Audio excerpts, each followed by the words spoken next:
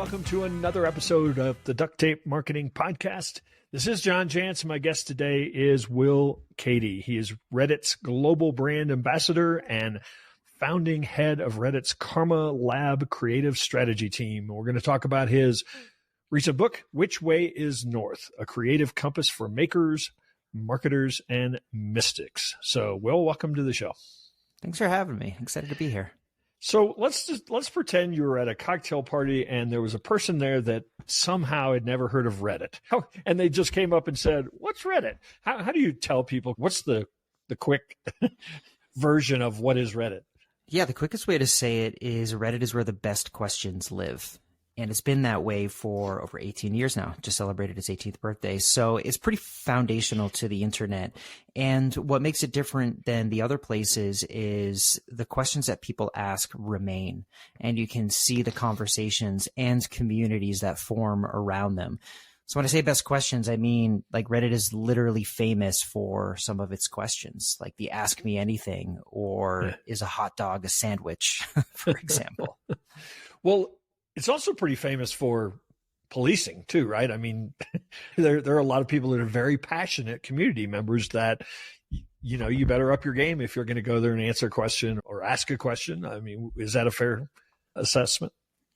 It's become famous for figuring out how to structure the way we connect and converse online into these community spaces that have clear rules. And, you know, the community construct is something that is it's a part of the internet past, but it's also looking to be a part of the internet future. Yeah, and I guess policing is probably not the right word. I think they're just passionate about staying on topic, for example. And the topic is in some case, like, you know better than I mean, there's some topics on there that are so micro that, you know, they've probably collected the 10 people that care about that thing on that subreddit. Sure. Yeah. Well, you know, the keyword is context, and that's become such an important word for business as well. And when you have a context and a conversation that everybody's trying to have in that context, then there's kind of things that do and don't belong in there. Like if I started droning on to you about my baseball card collection right now, you'd be like, that's nice, but that's not, it's not what we're here to talk about. Will, like we got to bring it back to the context that this conversation is supposed to be in. And that's happening at the scale of, you know, millions upon millions on Reddit every day, people holding the context that they want to have a conversation in. So my rookie Reggie Jackson card, you don't want to hear about, huh? Is that what you're saying? Well, maybe. Do you want to pivot?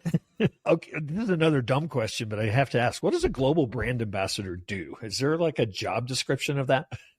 Yeah, the way that I approach it is with this speak, listen, build framework. So I've been at Reddit for over 8 years now. I, you know, started expanding into Los Angeles. Like, you know, there's an experimental hire to see if there's opportunity for Reddit as a business in LA. And of course there was, right? You've got so much going on down there. And my role back then was really to tell our story and to share that and then listen to what people reflected back. Like what stuck with people? What did they believe when we, you know, shared that story that Reddit actually is? And then bringing that back to the team and saying, here's where the story is resonating. Let's build against that, you know, common point. So a lot has happened in the 8 years since, you know, I was just the one phone number in LA to call for Reddit, and we're a global business now. So I'm effectively doing that same thing at a different scale. This year alone, I've been to Amsterdam. I've been to Sydney, Australia. I've been to many different cities across the US, and it's bigger audiences, but it's the same thing. Speak, tell the story, talk about community, talk about context, talk about where we're going, and then listen to how people respond to it, and then converse internally to say, this is where the opportunities are, because these are the stories that people are actually picking up that we're putting down. So the other part of your title, I guess, is founding head of Karma Lab. So how do those two things, well, I guess you're probably better to describe what you do at Karma Lab, but then how do those two things kind of integrate? Karma Lab is Reddit's internal creative strategy agency. So when I talk about those early days when me and a group of people were going out and we were telling the Reddit story and figuring out what people wanted from Reddit when we were sharing that story, it started to build a little bit of a playbook for activation on the platform. If you're a business or a celebrity, we know that Ask Me Anything, for example, that's just one play in the playbook. And for those that don't know, and Ask Me Anything is going to a community on Reddit. It could be the food subreddit. It could be the cars subreddit. Again, the context for a conversation, and having that conversation that's relevant to what it is that you want to be talking about, and the way that I have this book in the world and I want to talk about it, right? That's one example of many different activation strategies for engaging with Reddit. Karma Lab is the creative strategy agency that is internal to Reddit that was built around that playbook that we started to develop. And it was my privilege to be the leader in the founding of that team. So let's talk about your book, shall we? One of the things that you and I were talking a little off air, that there are some other books that are maybe sort of in this category that are structured much differently. And I'll just start with the title. There are a lot of books that encourage you to find true north, your true north, right? And you start with which way is actually north. And I think right off the bat, that's a very different approach. There was supposed to be a question in that, but I really just wanted to hear kind of if that resonates with you. There is a question in that, and the question is the title. So, yeah. One of my principles here is I believe in big questions. I believe in good questions.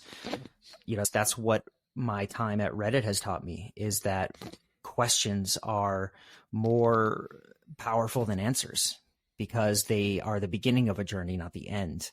So which way is north? It really describes the whole attitude of my voice in that book. I'm not telling anybody what their true north is. That's not for me to say. What I am offering is a way to think about that. And so the book goes through a lot of other different questions that help people to unlock their creativity for themselves in their own language, in their own terms, identify their purpose. And it's a formula that I've used over and over again with many different people and with businesses, and it works.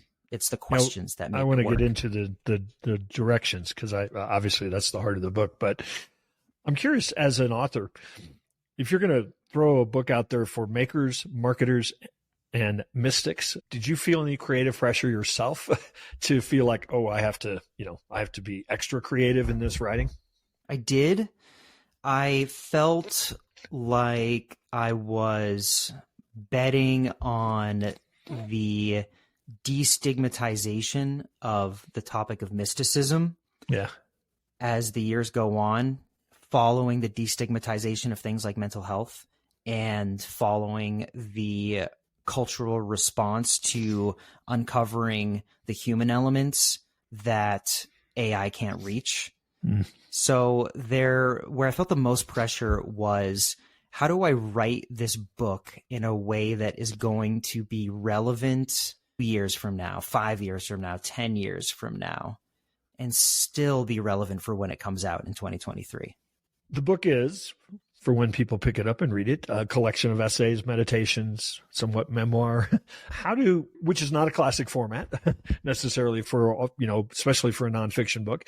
How do you suggest people use this book? Best way to use it is to pick it up and give it a read through, and then have an ongoing relationship with it, like an oracle in a way. Just open it up to any page and see, what that first sentence has to say that pops into your vision. You could even start with that too. So, you could buy the book and never read it front to back and just use it like that. And it's a book that's written in the age of, short form hot takes, right? Everything from Twitter/X to, all of these 120 character, whatever. I wrote it with a sense of prose, but also with a sense of, at the beginning of some paragraphs, at the end of some paragraphs, I'll condense big ideas into one pithy line, because it's meant to be a little bit of a fortune cookie in that way when you open up a page. So that's one way to use it. And another way to use it is to really dive deep into it. I did write every sentence with a lot of intention. I did create every exercise and meditation with a lot of intention. And a lot of people have reflected back to me that they're taking this book very slow, and that they're really digging into what each page has to offer. and they're experiencing very powerful, positive transformations because of that. So it's designed to meet people, where you're at. Whatever your level of comfort is, this book is designed to meet you there. I want to get into the questions, you call them the 7 directions, because you're right. I can see where people would take a long time because they might just not be able to answer number 2 for a long time when they got there, right? Yeah. We'll get to that because right. people don't know what I'm talking about. But I want to back up a little bit. I didn't read in your bio, but on air, but I know that you have a background in music as a musician, and I'm wondering what role you don't, in the classic sense, you don't practice, music today, but I'm wondering what role that background played in the writing of this book, in the nature of which, like in songwriting, every line has to be so intentional in a short song, right? So I'm wondering, what, to the degree you understand that role or that background played in the creation of this work. Here's the thing. I'm trying to be a voice that represents the rebalancing of the humanities in our education and our investment. Because during my upbringing, and when I say we, I mean America, we rightfully invested in STEM because science, technology, engineering, and mathematics, they build what we need in order to create our future. But we divested from the humanities in that process. We made humanities, arts and music and understanding different cultures. We made that pay the price for this investment. That wasn't the path that I went on. It wasn't the path that I was originally going to be on. I wanted to be an astronaut. I went to space camp and I was like a math whiz, but then somebody put a guitar in my hands and it was over and I went into art. The truth of my career as it's borne out is that my greatest skills that I've had to offer have come from my education in the humanities. And while technology is able to build the future that we want, it's the humanities that help us choose it. And I think we all feel right now like we haven't chosen the future that we want. There is a crisis of humanity. So my musicianship, just a bass player, but also not just a bass player, because through the bass, I learned so much about the human experience that can't be put into words, that can't be put into technology, that can't be calculated, that can't be engineered.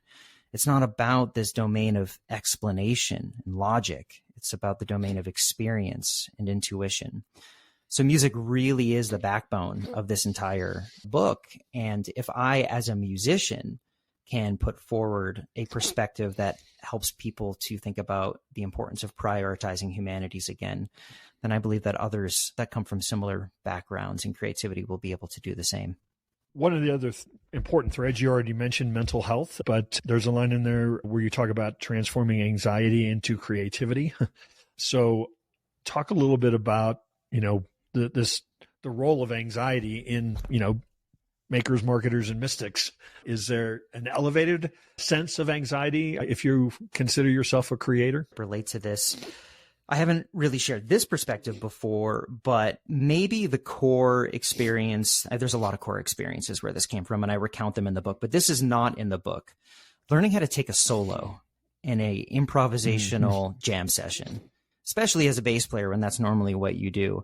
I mean, you want to talk about turning anxiety into creativity. Everybody's watching you, and then all of a sudden the light is on you. You got to say something interesting. That is the current that I learned to play with, that I have put into this book.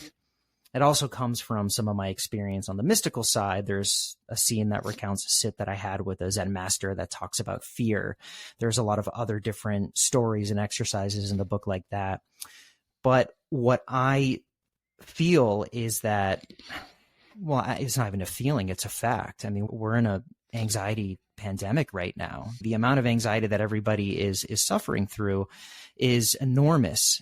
And my submission into the conversation is basically, hey, y'all know about art therapy, about this idea of taking what you have on the inside and getting it out. Here's a formula for doing that. And it's not really just about feelings. It's actually an engine for inspiration, for innovation, for driving purpose in your life and your business. It's really a reframe.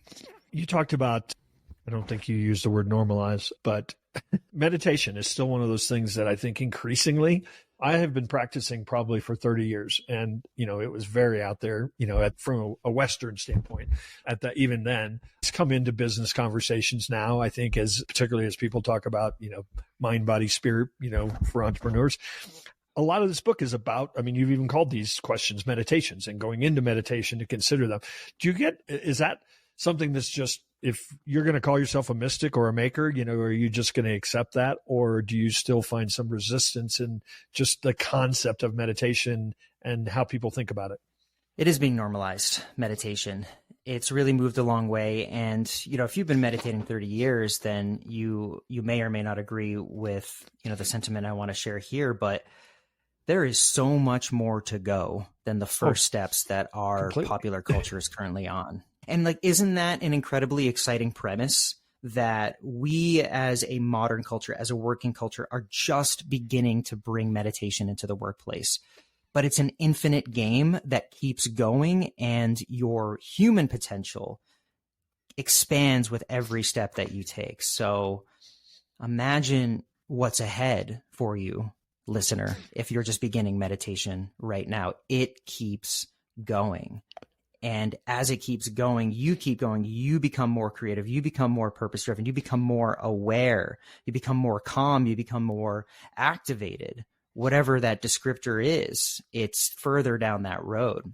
At the beginning of writing this book, and I talk about this in the opening, the identity as a mystic felt like a bit of an embarrassment to my identity as a marketer, and vice versa. Yeah. But they've integrated. They're all coming together into this one identity. So I do think that my hope is that this book will stand the test of time, but my hope is that the subtitle will be non-essential within a couple of years. Yeah. Because I'm pointing to 3 different things that are coming together right now. And I hope that in 5 years, people will be like, oh, that's just a creator. Yeah. So let's talk about what you call the 7 directions. And maybe I'll just let you kind of run with it, because I don't want to pick which one is your favorite direction, but I'll throw out their example. Question number 1, what is in front of you? And that, on the surface, that's a lot from a question standpoint. I'm curious, however you want to talk about the 7 directions, because I think the questions are all so insightful and so deep, but they seem so simple. I refer to them as strategically open questions. And that comes from the merging between all 3 of the maker, the marketer, and the mystical background. So as a maker, as a creative, you have something that's called divergent thinking. How many different things can you do with this pen, right? And all of these different ideas that you come up with, all these different ways to interpret, something. So this question is designed to be up for interpretation. As a marketer, it's similar, because I have participated in countless brainstorms. I have led countless brainstorms, and there's a way to set the table, to billiard break into a conversation. And it's a strategically open question that does that. And then as a mystic, a lot of the esoteric systems, the Jewish esotericism, for example, Kabbalah, is extremely pronounced in how it stretches your brain to hold multiple different ideas at once. And so this idea that is being put in front of you is what is in front of you. And so that could mean many different things. The maker, the creative, knows how to really just expand into a bunch of different ways to play with that, in the same way that you can come up with dozens of different things to do with a pen. The marketer knows how to apply, to be directional to that, to make it actually valuable. Well, what are we going to do with this idea of what's in front of it? Is my future? Okay, well, here's where I think the market is going, right? Or what have you. And then for the mystic, it's the ability to sit in the discomfort of allowing what's in front of you to be something completely unexpected. And so when I lead meditations, or the 2 places I do this the most, utilizing these questions, is leading meditations or advising businesses. When I'm leading meditations, I just let it hang, and I walk people through a visualization process so that they can be surprised by what's in front of them. for business advising, I just let them journal. And it's interesting how sometimes what comes up is, their personal hopes and fears more so than their business. And so then it's like, well, okay, so that's what we're really dealing with here, right? And then you work through that. And then to your point, you asked like, which is my favorite? It's meant to be different every day, every time you ask, right? And you might feel a little bit more of an attraction to one question over the other, or you might interpret one question differently from one day to the next. What's in front of you on one day could be about your future. What's in front of you the next day could be about what is literally in front of you, the book that you hold in your hands, or it's this item that's on your desk. And you're like, I'm noticing my glasses now. I never really pay attention. Is that a story that I'm telling myself about clarifying my vision? I'm not wearing my glasses enough. Why don't I wear those more? And it's making sense of your head chatter through the lens of these questions. And we ultimately end up at what's in your heart, which could be a good place to start too, but maybe it takes a lot of work to get there, doesn't it? It's a great place to start. Yeah. Most of us, myself included, have a hard time getting there. Yeah. The modern experience keeps us in our heads. So maybe I just wrote this book for myself. Well, those are the best books. Those are the best products, that people create. Well, Will, it was a pleasure having you stop by the Duct Tape Marketing Podcast. Is there a place you'd invite people to connect with you, or obviously to pick up a copy of Which Way is North? Yeah, pick up a copy at your local indie bookstore. Support your indie bookstore. And you can find me at will-cady, CADY.com. I'm on LinkedIn. I'm on Instagram. Will Cady. You know where to find me. Happy to chat. Awesome. Well, again, thanks for taking a few moments out of your day to stop by, and hopefully we'll run into you one of these days out there on the road.